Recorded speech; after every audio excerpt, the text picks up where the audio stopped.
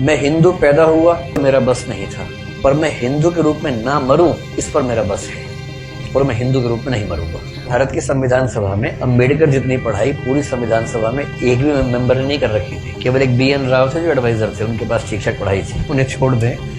बाकी सब मिट्टी के मतलब पेंदे टाइप के थे, प्यादे थे उनके सामने। पढ़ाई लिखाई का जो लेवल अंबेडकर साहब का है वो किसी का नहीं। महात्मा गांधी घोर वर्ण व्यवस्था के समर्थक आदमी थे, इतने पक्के रूढ़िवादी थे इस मामले में, बहुत ही दकियानूसी किस्म के व्यक्ति थे कि वर्ण व्यवस्था उतनी ही नैसर्गिक और प्राकृतिक व्यवस्था है जितना न्यूटन का गुरुत्वाकर्षण का नियम।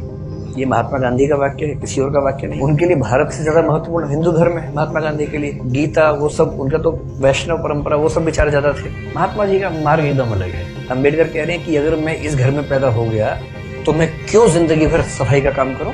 महात्मा गांधी कह रहे हैं नहीं, गहराई में सोचो, इस घर में पैदा क्यों हुए, ये सोचो।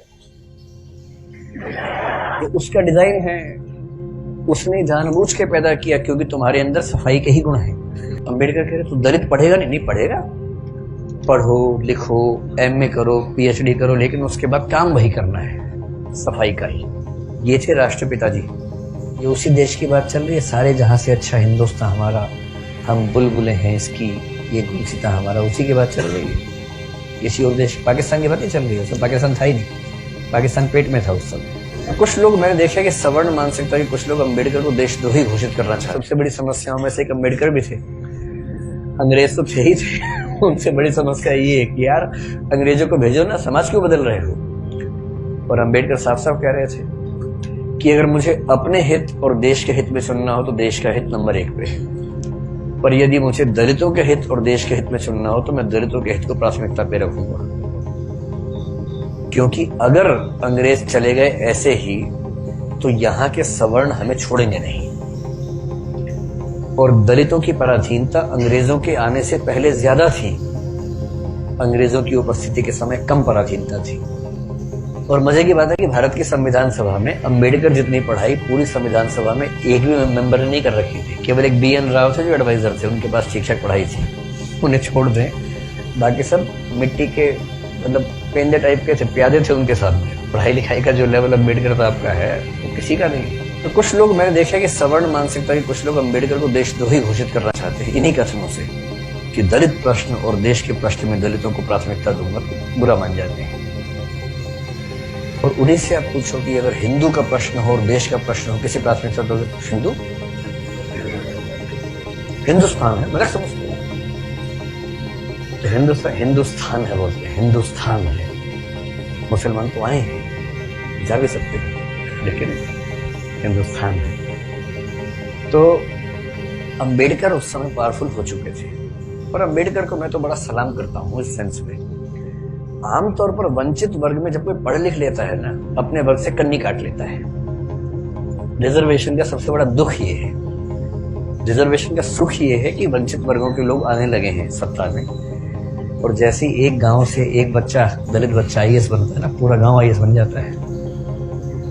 आरक्षण के वित्तीय लाभ केवल उस व्यक्ति को मिलते हैं जिसको आरक्षण मिला है, पर सामाजिक राजनीतिक लाभ पूरे गांव, पूरे कुनबे, पूरे कस्बे, पूरे शहर को मिलते हैं। कि हमारे गांव का चंदू IAS बना है, और चंदू वर्ग में मान लीजिए SC ST में आता है। उस दलित जाति के, उस गांव के और आसपास के 100 गांव के सब व्यक्तियों के पास कॉन्फिडेंस आ जाता है। कुछ बिगड़ा, चंदू को फोन लगा दिया, चंदू बिटवा देखिए जरा। अब पुलिस वाले ने रोका लाइसेंस के लिए, रुको बात करवाते हैं। ऐसे करके कह रहे किसको फोन करो, चंदू को फोन करो, छोड़ दो आप जाओ। कॉन्फिडेंस लेवल बढ़ जाता है। एक रिजर्वेशन का फायदा ये होता है, आर्थिक फायदा नहीं होता। रिजर्वेशन आर्थिक मामला नहीं है, तो सामाजिक राजनीतिक समतलीकरण का मामला है, उसमें उसको देखना है। और अंबेडकर ने, आजकल क्या होता है कि जो बच्चा IAS बनता है सबसे पहले कोशिश करता है कि उसकी जाति किसी को पता न लगे कि वो रिजर्वेशन में है। और बहुत सारे लोग SC ST या OBC से रिजर्वेशन का लाभ लेकर अगर IAS बनते हैं तो कोशिश करते हैं कि शादी किसी सवर्ण समाज में।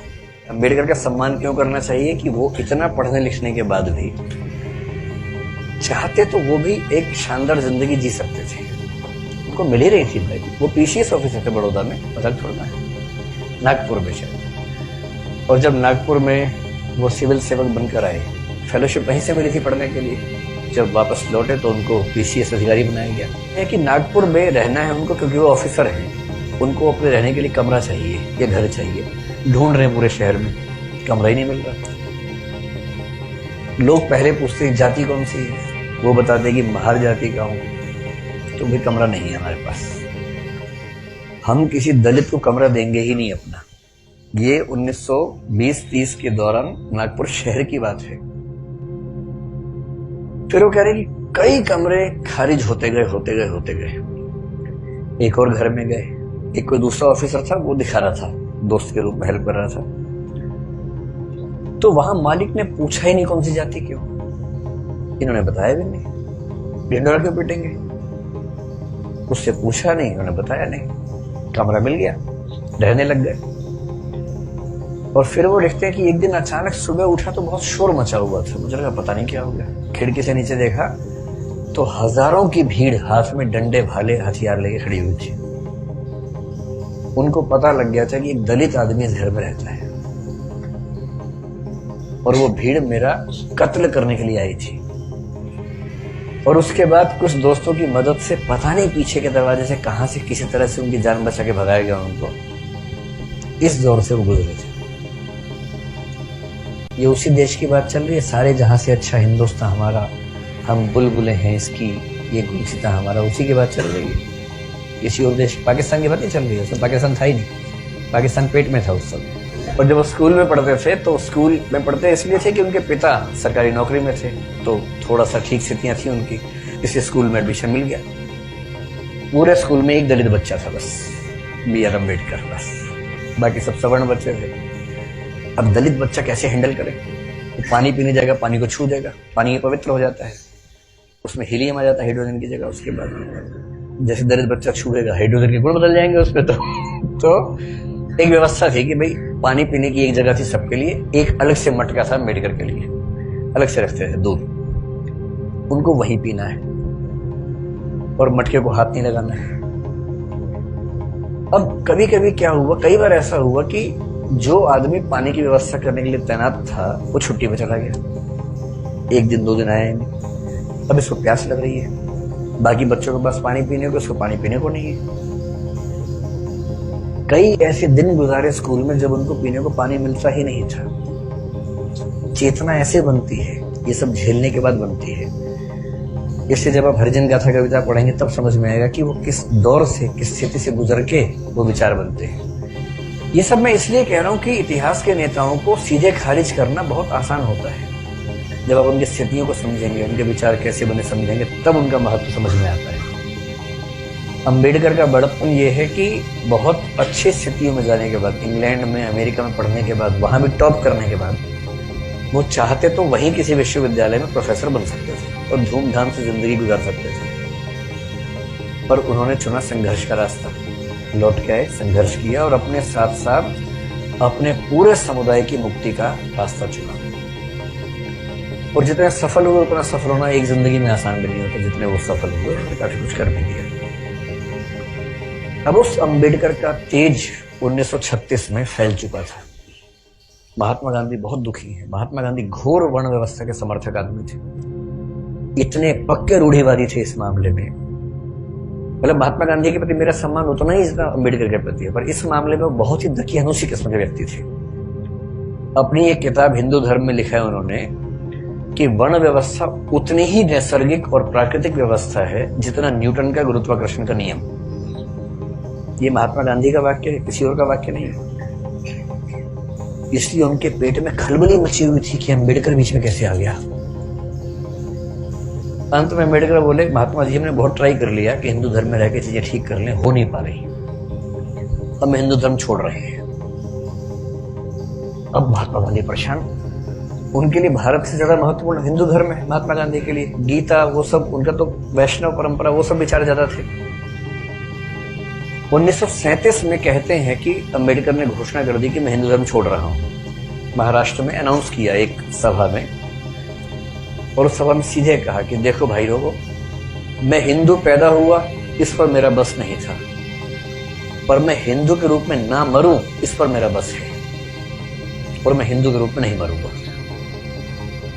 उस समय खलबली मच गई कि वो हिंदू धर्म छोड़ रहे हैं, शायद सिख धर्म अपनाने की बात उस समय थी उनके दिमाग में। और महात्मा गांधी ने बहुत समझाया कि देखो अम्बेडकर, नहीं ना, ऐसे नहीं करते। महात्मा जी का मार्ग एकदम अलग है। अम्बेडकर कह रहे हैं कि अगर मैं इस घर में पैदा हो गया तो मैं क्यों जिंदगी भर सफाई का काम करूं। महात्मा गांधी कह रहे हैं नहीं, गहराई में सोचो, इस घर में पैदा क्यों हुए, ये सोचो। ये उसका डिजाइन है, उसने जानबूझ के पैदा किया क्योंकि तुम्हारे अंदर सफाई के ही गुण हैं।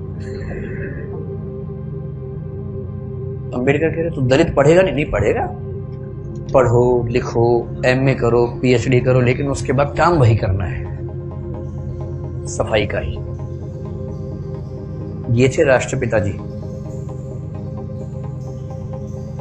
चाचा जी आजकल है, ये सेकंड राष्ट्रपिता बनने वाले हैं मोदी जी, जिस मूड में चल रहे हैं अभी।